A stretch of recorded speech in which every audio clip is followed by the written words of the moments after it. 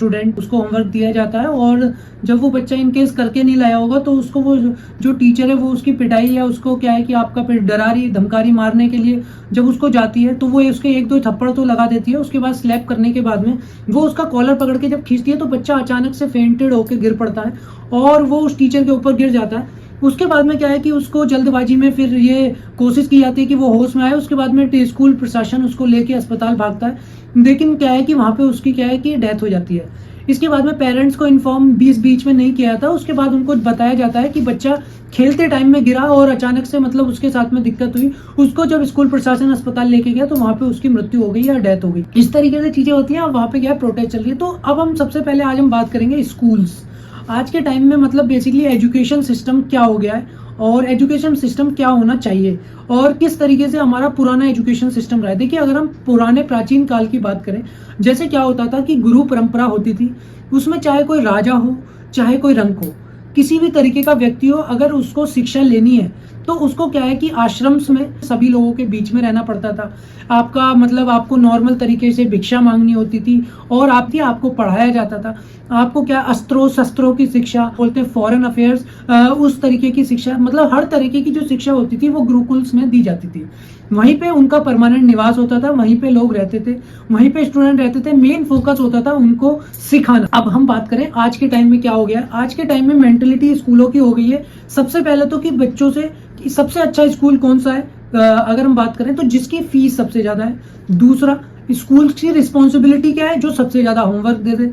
मतलब इस तरीके की मेंटेलिटी पेरेंट्स की भी बनती जा रही है, इस तरीके की मेंटेलिटी स्कूल्स की भी बनती जा रही है कि सबसे अच्छा स्कूल है जो सबसे ज्यादा फीस ले और सबसे ज्यादा होमवर्क दे, मतलब हमारे बच्चे को भर भर के काम मिले। और कंपैरिजन वाला टाइम, कंपैरिजन की अगर बात करें तो मेरे बच्चे को ये आता है, तुम्हारे बच्चे को ये नहीं आता, मेरा बच्चा इस स्कूल में पढ़ता है। मतलब एक तरीके से प्राउड फील करने वाली बात होगी कि मेरा बच्चा तो बहुत महंगे स्कूल में पढ़ता है। तो इस तरीके से पेरेंट्स की मेंटेलिटी है और स्कूल्स की मेंटेलिटी है कि आपका क्या है, बच्चों को घेरे रखना, उनको होमवर्क दे देना और घर भेज देना। अगर हम बात करें टीचर्स की जॉब की, तो पुराने टाइम में क्या होता था, जो टीचर होते थे, गुरु होते थे, एक तरीके से वो सम्मान के पात्र होते थे। वो पेरेंट्स से लेके बच्चे तक हर कोई उन व्यक्तियों का सम्मान करता था, आदर करता था। लेकिन आज के टाइम में क्या है, सबसे पहले स्कूल के टीचर्स का रोल हो गया है कि आपका कुछ स्कूल में नहीं पढ़ाना, ट्यूशन के लिए फोर्स करना और उससे अनवांटेड या अनएक्सपेक्टेड क्वेश्चंस क्लास में रेज करना, क्लास में ह्यूमिलिएट करना बच्चों को ताकि उनको ट्यूशन के लिए प्रेशराइज किया जा सके, प्राइवेट कोचिंग्स देना, प्राइवेट ट्यूशंस देना।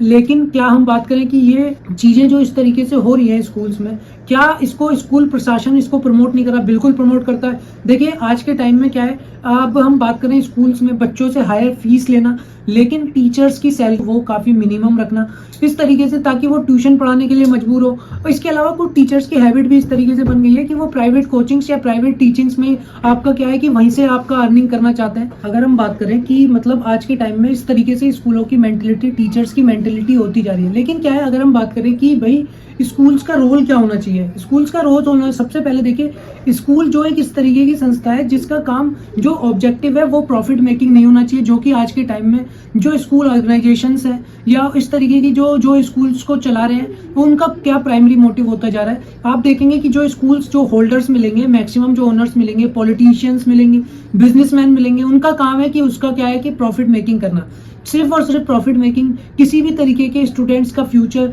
उनकी वेलफेयर एक्टिविटी, इस तरीके का कोई भी मोटिव ना होना। का क्या होना चाहिए, क्या है, सबसे पहले तो कम फीस ली जाए। उसके बाद में क्या है कि जो 100% फोकस हो वो ये हो कि बच्चा जब आपके सुबह 8 बजे से लेके 2 बजे तक, 1 बजे तक, 2 बजे तक आपके पास में रहता है, देखिए सब कुछ स्कूल में सीखे, होमवर्क उसको कम से कम दिया जाए। उसके बाद में टॉलरेंस टुवर्ड्स जो ट्यूशन सिस्टम है या जो ये कोचिंग का जो सिस्टम चल रहा है, देखिए आप इतनी महंगी फीस लेते हैं, उसके बाद में भी आपको ट्यूशन की जरूरत है। इन केस अगर कोई पेरेंट्स एजुकेटेड नहीं है और वो अपने बच्चे को पढ़ाना चाहता है कि मैं अच्छे स्कूल में पढ़ाऊं, लेकिन अगर उसके बाद में भी उसको ट्यूशन लेना पड़े, उसके बाद में भी अगर उसको ट्यूशन पे आपका एक्सपेंसेस करने पड़े, जो एक्स्ट्रा एक्सपेंसेस हैं, तो फिर उसका उस महंगे स्कूल में पढ़ाने का क्या फायदा। अगर बच्चों को होमवर्क ही लेना है तो बच्चों को इतने महंगे स्कूल्स में क्यों आपका पेरेंट्स भेजेंगे भाई? आपका फिर तो आप किसी भी छोटे मोटे स्कूल में भेज दिए जब सब कुछ ही पेरेंट्स को सिखाना है। तो इस तरीके से पेरेंट्स की मेंटेलिटी भी चेंज होनी चाहिए कि आपका क्या है, जो स्कूल ज्यादा होमवर्क देता है वो अच्छा स्कूल नहीं है, जो स्कूल ज्यादा फीस लेता है वो अच्छा स्कूल नहीं है। तो इस तरीके से चीज़ें हैं। बाकी देखिए क्या है कि आपका जो स्कूल्स की मेंटेलिटी है वो ये है कि रिजल्ट ओरिएंटेड, हमारे यहाँ से इतने टॉपर्स निकले हैं, हमारे यहाँ से इतने मतलब हमारे यहाँ से जो सबसे ज़्यादा परसेंटेज होल्डर है वो हमारे यहाँ। Yes definitely it is a proud thing कि आपके यहाँ से सबसे अच्छा परसेंटेज है, डिस्ट्रिक्ट का टॉपर या आपका स्टेट का टॉपर या आपका ऑल ओवर इंडिया का टॉपर आपके यहाँ से। मगर इसके अलावा ये भी देखने वाली चीज़ है कि आपके यहाँ पे कितने स्टूडेंट पढ़ते हैं, कितने स्टूडेंट सक्सेस हुए, कितने स्टूडेंट फेल्ड हुए, और जो स्टूडेंट सक्सेस हुए उनका परसेंटेज कितना रहा। आप कुछ टॉपर्स के बेसिस पे स्कूल को जज नहीं कर सकते हैं। देखिए टीचर्स के बारे में कहा जाता है टीचर वही है जो अपने सबसे कमजोर विद्यार्थी का साथ ना छोड़े। सबसे कमजोर विद्यार्थी अगर उसका सक्सेस पाता है तो then it is the success of that teacher. तो इस तरीके से चीजें होनी चाहिए। बाकी देखिए इस तरीके से बिल्कुल भी चीजें नहीं है, पेरेंट्स को अवेयर रहने की जरूरत है। बाकी इसके अलावा क्या है कि बेस्ट क्वालिटी टीचर्स का रिक्रूटमेंट करना, जबकि आज के टाइम में क्या है मैक्सिमम स्कूल्स ट्राई करते हैं कि सस्ते टीचर मिल जाएं और क्या है कि आपका बस चलता रहे। एक बार उस स्कूल का नाम हुआ उसके बाद में क्या है कि आपका किसी भी तरीके के टीचर्स का रिक्रूटमेंट कर लेना और उसके बाद होमवर्क को थोप देना। बाकी किसी ना तो टीचर अपनी लर्निंग में सुधार कर रहे, ना बच्चे अपनी लर्निंग में सुधार कर रहे, ना स्कूल एडमिनिस्ट्रेशन अपनी किसी, बस उसका काम है कि फीस को रेज करना और टीचर्स की सैलरी को डिक्लाइन करना, मतलब अच्छे टीचर्स को रिक्रूट ना करना। देखिए टीचर्स करोड़पति हो ये बहुत ही ज्यादा जरूरी है भाई, टीचर्स भी आपके क्या है कि रिच हो, लेकिन टीचर्स रिच ट्यूशन सिस्टम या प्राइवेट इंडस्ट्री के द्वारा ना हो, उनको अच्छी सैलरी मिले, स्कूल से मिले, प्राइमरी एजुकेशन सिस्टम हमारे यहाँ का अच्छा हो, इस तरीके से टीचर्स की भी सैलरी आपके यहाँ से अच्छी मिले, जिससे क्या है टीचर्स भी पढ़ाई में इंटरेस्ट लें और अच्छे टीचर्स का रिक्रूटमेंट हो। टीचर्स के बारे में भाई एक दोहा भी है कि गुरु गोविंद दो खड़े काके लागू पाए, बलिहारी गुरु आपने गोविंद दियो बताए। मतलब क्या है कि आपका जब गुरु और गोविंद दोनों खड़े थे तो उसके बाद में कि किसके चरण स्पर्श करूं, तो सबसे पहले गुरु के ही चरण स्पर्श करने के लिए कहा जाता है।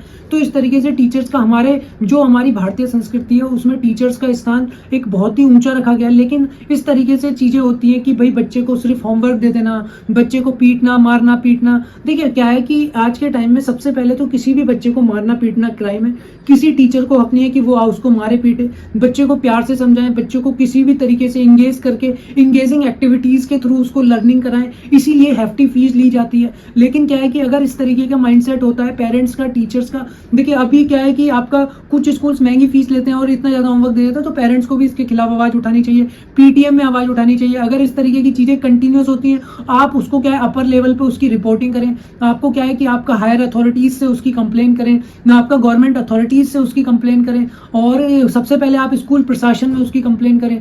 इस तरीके से चीजें हों। बाकी अगर उसके बाद भी चीजें ना सुधरे तो क्या है कि आप कलेक्टिव एक डिसीजन लेके क्या है कि आप अपने बच्चों जो भी वहाँ पे पेरेंट्स हैं वो सब अपने बच्चों को वहाँ से निकालें। इस तरीके से क्या है कि टीचर्स या स्कूल्स में सुधार होगा। बाकी देखिए आप जागरूक रहें, जिम्मेदार बने, इस तरीके की चीजों को प्रमोट ना करें। बाकी अगर वीडियो पसंद आई हो तो लाइक करें, शेयर करें, सब्सक्राइब करें।